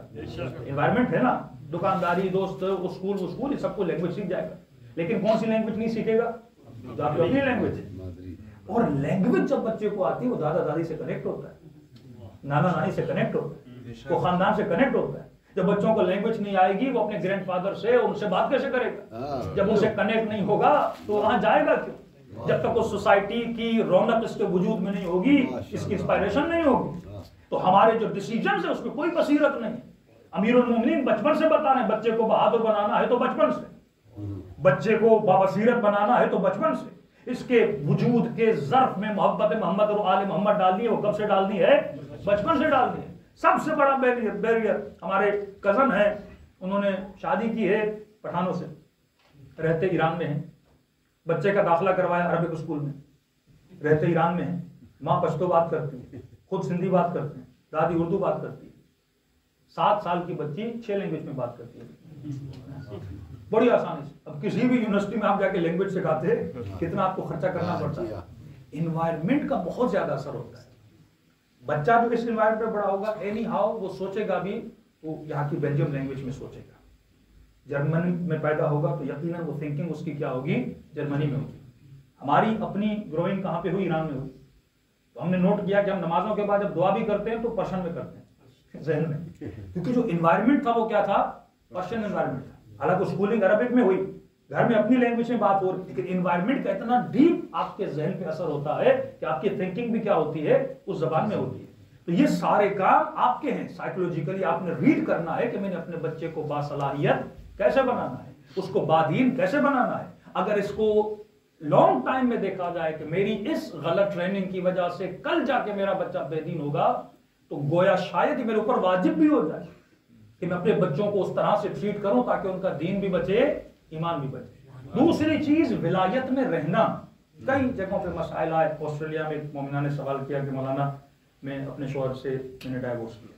पहली बार डाइवोर्स बंदा ले तो एक तो कानूनी डाइवोर्स तो हो जाता है, शरई डाइवोर्स तभी होगा जब विलायत अमीरुल मोमिनीन के कानून के अंदर हो। अगर एक्सेप्टेंस ऑफ विलायत है, मतलब मेरे ऊपर कौन सी चीज लागू होती है शरई तौर पर, अखलाकी तौर पर, वो अहले बैत अलैहिस्सलातु वस्सलाम के फरामी है। का मौलाना मसला यह है कि अलग तो हो गए हैं, उसका 60% मुझे मिला है, अब इन पैसों से हज पे जाना चाहता हूं, ज़ियारत पे जाना चाहता हूं। मैंने कहा अगर शोहर राजी है तो हलाल है ये बात, लेकिन अगर वो राजी नहीं है, कानूनन तो हलाल है, अली की विलायत में हराम। एक्सेप्टेंस ऑफ विलायत, जब तक अहले बैत के उसूल को इंसान फॉलो नहीं करेगा, जिंदगी में कभी सुकून नहीं मिलेगा। अमीरुल मोमिनीन ने फरमाया कि अगर जन्नत में जाना चाहते हो तो फरमाया 3 चीजें मोमिन की निशानी, 3 चीजें मुनाफिक की निशानी। पहली निशानी मुनाफिक की है कि मुनाफिक झूठ बोलता है। मुनाफिक झूठ, मोमिन की निशानी है मोमिन कभी झूठ नहीं। दूसरी निशानी मुनाफिक की है कि मुनाफिक खिलाफ वाद करता है, जो वादा करता है उस वादे की खिलाफ वर्जी करता है। मोमिन की निशानी यह है कि मोमिन कभी वादे की खिलाफ वर्जी नहीं करता। तीसरी निशानी मुनाफिक की यह है कि वह अमानत में खयानत करता है। मोमिन की निशानी यह है ये कभी भी अमानत में खयानत नहीं करता। ये 3 चीजें जिंदगी में करो, फरमाया जन्नत की जमानत हमने। मोमिन कभी झूठ नहीं बोलता, मोमिन वादे पे वफा करता है। एक आखिरी जुमला, दुआया जुमले, 3 वादे हम सब ने खुदा से किए हैं। वफा अहद, 3 वादे हम सब ने खुदा से। पहला वादा खुदा से, अलम अहद इलैकुम या बनी आदम अल्लाह ताबुदु शैतान इन्नहु लकुम अदुव्वुन। अल्लाह कुरान में कह रहा है, क्या तुमने मुझसे वादा नहीं किया कि तुम शैतान की इबादत नहीं करो, मेरी इबादत करो। ये पहला वादा कि मैंने दुनिया में शैतान की इबादत नहीं करनी। दूसरा वादा जो सोसाइटी के साथ हमारे कमिटमेंट्स होते हैं, बीवी का शोहर से वादा, ये निकाह एक वादा है, बेटे का बाप से वादा, मोमिन का मोमिन से वादा। इन वादों पे वफा करना, एथिकल जो वादे हैं, सोशल जो वादे हैं, सोशल जो कमिटमेंट्स हैं, फरमाया ये दूसरा वादा वफा अहद है। तीसरा वादा हम सब ने अहले बैत के साथ वादा है, वादा विलायत, बेअत अमीरुल मोमिनीन, बेअत इमाम ज़माना। ये एक तरह का हमारा क्या है, वादा है। और मासूम फरमाते हैं उस वादे की एक निशानी तब पूरी होती है जब हमारे चाहने वाले हमारी ज़ियारत को आते हैं। जब ये करबला आते हैं तो इनका वादा क्या होता है, पूरा होता है। इस वक्त सबसे बड़ी नेमत जो इमाम ज़माना ने आपको दी है वो ज़ियारत अर्बईन इमाम हुसैन। यानी 1 साल में आपका बच्चा वो कुछ नहीं सीखेगा जितना अर्बईन के वॉक के 15 दिन में वो सीखेगा। तो जितना हो सके कोशिश करें, कम से कम साल में 1 दिन अपने बच्चे को वहां पर लेकर जाएं। जज्बे ईसार भी सीखेगा, जज्बे कुर्बानी सीखेगा, और अहले बैत के साथ कुर्ब भी क्या करेगा, हासिल करेगा। एक लतीफा, जश्न का दिन है, चेहरों पे मायूसी नहीं। हमारे मौलवियों की कैटेगरीज होती हैं। एक मौलवी नमाज पढ़ाने वाला, एक मौलवी मजलिस पढ़ाने वाला, एक मौलवी तावीज़ लिखने वाला, एक मौलवी कुरान की तजवीद और तालीम सिखाने वाला, ان ساری کیٹیگریز میں دو مولوی خوش رہتے ہیں، ایک مجلسی مولوی، ایک تعویذ والا، فائنینشل اعتبار سے دو خوش رہتے ہیں۔ انگلینڈ سے کسی خاتون کا فون آیا کہ مولانا، مشہد میں ایک مولانا تھے فلاں نامی، اور ہمارے گھر میں انبن تھی، شوہر کے ساتھ ناچاکیاں تھیں، محبت اتنی نہیں تھی، رمق نہیں تھی گھر میں، تو ہم نے ان سے بولا کہ کچھ کر دیجیے۔ ایک تو ہمارا یہ مسئلہ ہے کہ ہم نے شارٹ کٹ سے سب کچھ لینا ہے، فرمان پہ عمل نہیں کرنا، کہ مولانا کوئی دعا دیجیے، کیا مسئلہ ہے، بچہ نیک نہیں ہے، اطاعت نہیں کرتا، مطلب وہ کہتی ہیں کہ مولانا یہ شف شف والے پیر بھی جو آج ہیں مولانا کچھ پڑھ کے پھونک کے دے دیں اور ایک دن میں ہر چیز کیا ہو جائے، سیدھی ہو جائے، جیسے پاکستان کے الیکشن میں بھائی ہر چیز کا ایک نیچرل پروسیس ہوتا ہے، آپ نیچرل پروسیس میں نہیں جاؤ گے ہدایت نہیں ملے گی۔ جنت بھی ایک نیچرل پروسیس کے ساتھ ہے، جہنم بھی ایک نیچرل پروسیس ہے، نہ ایک منٹ میں کوئی جنت جاتا ہے نہ کوئی جہنم جاتا ہے، یہ پورا پروسیس ہے، شادی کا پروسیس ہے، بچوں کی تربیت کا پروسیس ہے، سکون ایک پروسیس کے ساتھ سکھ ملتا ہے، ایسا نہیں کہ منٹوں میں ساری چیزیں ہو جائیں۔ اب کہا کہ مولانا ناچا کیا ہے، میں نے کہا پھر انہوں نے کیا کیا، کہا مولانا انہوں نے مشہد سے ہمارے پاس 1 کلو چینی بھیجی، اور اس چینی کو جب تک شوہر کو کھلاتی رہی، بڑی محبت،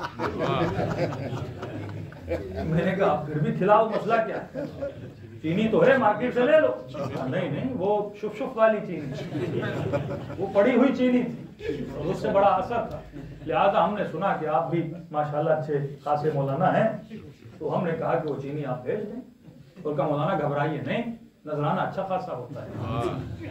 کتنا دیا تھا آپ نے، کہا مولانا ہم نے 500 پاؤنڈ دیے، 1 کلو چینی۔ میں نے کہا یہ تو ہم سے بھی آگے نکل گئے،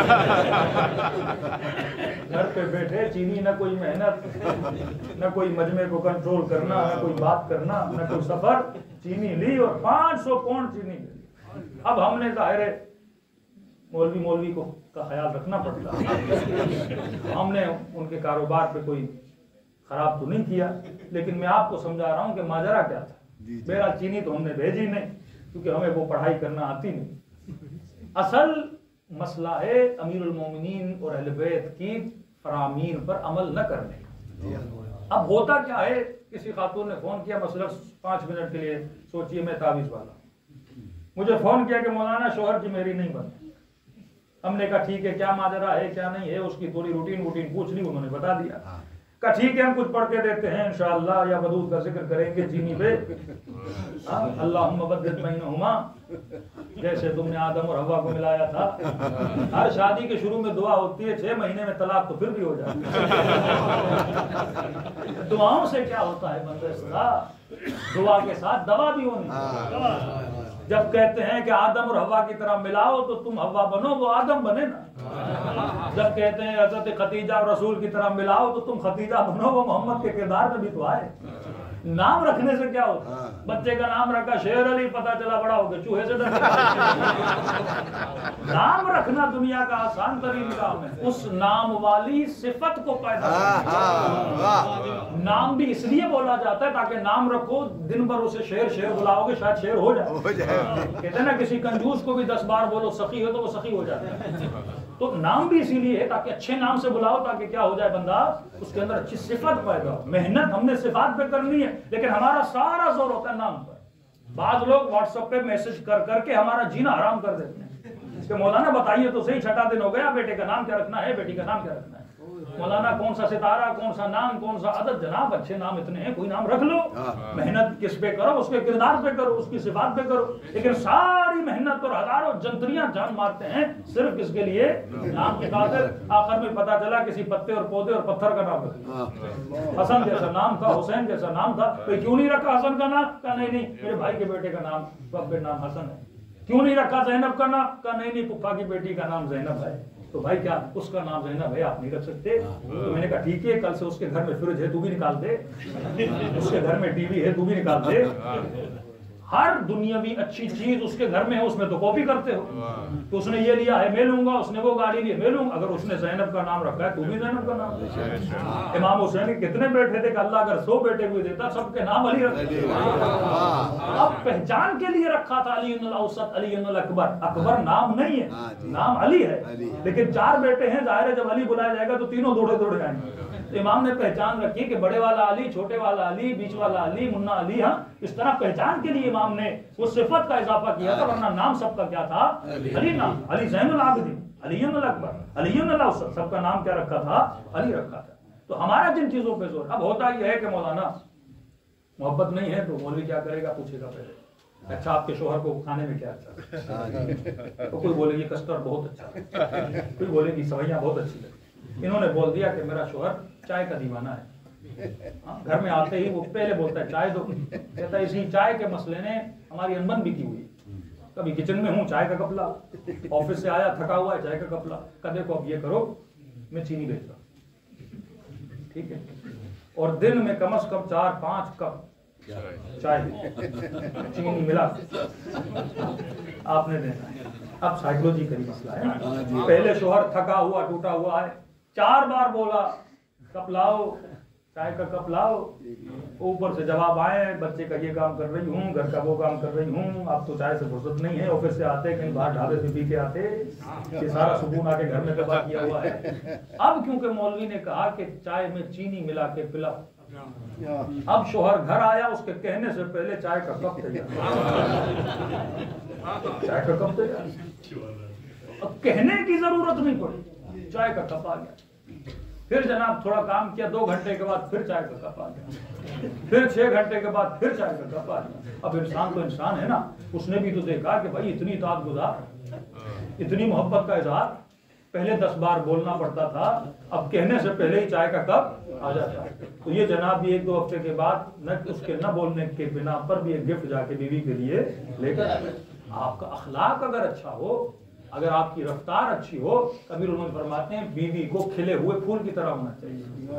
اور شوہر کو کیسا ہونا چاہیے؟ فرمایا کہ جب باہر سے آئے تو باہر کے مسئلے باہر چھوڑے، اور گھر آئے تو بالکل صاف ستھرا ہو کر دماغ کو صاف ستھرا کر کے گھر کے اندر ایکسیڈنٹ باہر ہوا ہے ساری ڈانٹ اور جھاڑ کس پہ؟ بچوں کے نہ نکالے. باہر کے مسئلے باہر، گھر آئے تو فریش ہو کر آئے. بیوی استقبال ایسے کرے جیسے کھلا ہوا پھول ہوتا ہے. تو کمال چینی کا نہیں تھا، کمال چائے کے کپ کا تھا. اس نے وہ ساری کمزوری ڈھونڈ لی. اب چینی ختم ہو گئی، یہ بھی نادان پھر وہ انگلینڈ سے چینی لے کے کپ میں ملا کے پلا. اب اس نے پھر چائے پلانا چھوڑ دی. اس نے کہا یہ 1 مہینہ ٹھیک ہے، پھر وہی کام شروع ہو گیا. اگر پہلے سے انسان اپنی عقل کو استعمال کرے تو نہ پیسہ ضائع کرنا پڑے گا، نہ ان چکروں میں پڑنا پڑے گا. اصل ہے ہمارا کردار، اصل ہے ہماری رفتار. اہل بیت کے پاس بھی کوئی جادو کی چھڑی نہیں ہے، لیکن ان گھرانوں میں عباس جیسے بچے پل رہے ہیں، علی اکبر جیسے بچے پل رہے ہیں. یہ تربیت ام البنین کا اثر ہے کہ جب بشیر آیا مدینے میں اور کہا کہ عباس مارے گئے، تو یہ جملہ بی بی ام البنین کی فضیلت کے لیے کافی ہے. انہوں نے فرمایا عباس تو کیا، اس آسمان کے نیچے جتنی مخلوق ہے اگر زہرا کے لال پہ قربان ہو جائے تب بھی نہیں. یہ محبت بی بی ام البنین تھی امام حسین علیہ الصلوۃ والسلام سے. اور ایک جملہ حضرت عباس کا فرماتے جب تیروں کی بارش ہو رہی تھی، ایک جملہ کا لو قطعتم اربا اربا، اگر میرے جسم کے ٹکڑے ٹکڑے کر دو. فرمایا لو احامی ان دینی، میں اپنے دین سے ہاتھ نہیں ہٹاؤں گا. علماء پریشان ہے، کون سا دین تھا جو عباس کے ہاتھ میں؟ جب دیکھا گیا تو ہاتھ میں پانی تھا. پھر پریشانی اور بڑھی، ارے پانی دین کب سے بنا؟ ہم نے تو نماز کو دین سمجھا، روزے کو دین سمجھا، حج کو دین سمجھا، لیکن عباس کہہ رہے جسم کو کاٹ دو لیکن پانی سے ہاتھ نہیں ہٹاؤں گا. اور پانی کو دین کہہ رہے ہیں. کہا پانی عباس کے لیے دین کیسے بنا؟ یہ فلسفی سمجھ میں نہیں آتی. کہا پانی دین نہیں تھا. حسین نے کہا تھا پانی لاؤ. حکم امام دین ہے. جب تک حکم امام کو نہیں پکڑو گے تب تک وفائے امام. آج ہم نمازیں پڑھتے ہیں، حکم اہل بیت کو کبھی کبھی پامال کر دیتے ہیں. میں نے یہ دیکھنا ہے کنفرم میرے مولا نے کیا کہا، کیسے زندگی گزارنی ہے ویسے گزارو. پھر ان کی گارنٹی ہے دنیا کے معاملات کو چھوڑو. فرمایا آخرت میں ہم تمہارے ساتھ ہیں، پھر قبر میں بھی شفاعت ہے، پھر برزخ میں بھی شفاعت ہے، پھر جنت میں بھی شفاعت ہے۔ اور کیا کہنا اس جنت کا جس میں حسین ہو، جس میں عباس ہو، جس میں اہل بیت علیہ الصلوۃ والسلام ہو۔ تو اصل مجلسوں کا مقصد اپنے قلب کے ظرف میں محبت محمد اور اہل محمد کو بھرنا۔ جب محبت آ جائے گی یہ کیریکٹر بچوں کے رول ماڈل بنیں گے، اور جب رول ماڈل بنیں گے آپ کے بچے ان کے فالوور بنیں گے۔ پروردگار آب حق محمد و آل محمد ہم سب کو اہل بیت کا پیرو بنا۔ پروردگار ہم سب کو سیرت اہل بیت پر عمل کرنے کی توفیق نصیب، ہم سب کے صغیرہ کبیرہ گناہ معاف فرما، جن مومنین نے تعاون کیا ان کی توفیقات میں اضافہ فرما۔ خدایا ہم سب کے گھروں پر اپنی رحمتوں کو برکتوں کو نازل فرما، ہر طرح کی نظر بد اور پریشانیوں سے ہم سب کو محفوظ، جو زیارات عالیہ کے متمنی ہیں خدا ہم سب کو زیارت نصیب فرما۔ خدایا ہم ہماری گنہگار آنکھوں کو امام زمانہ کی زیارت نصیب فرما، امام زمانہ کے آبان اور انصار میں شریک فرما، اس کائنات سے ظلم اور ناانصافیوں کے خاتمے کے فرزند زہرا کا ظہور فرما۔ پروردگار آب حق محمد و آل محمد ہمارے مرحومین کو شہداء کربلا کے ساتھ محشور فرما، جو مانگا نہیں مانگا اپنے خزانے قدرت سے نصیب فرما۔ یہ دعا ہمیشہ کریں جناب سلمان فارسی کی دعا، جامع دعا، 4 جملوں کی دعا۔ اے خدا ہم سب کو زبان ذاکر عطا فرما، بدن صابر عطا فرما، دل شاکر عطا فرما، عقل سالم عطا فرما، جو مانگا نہیں مانگا اپنے خزانے قدرت سے نصیب فرما۔ قبولیت کے لیے صلوات پڑھیں۔ محمد والی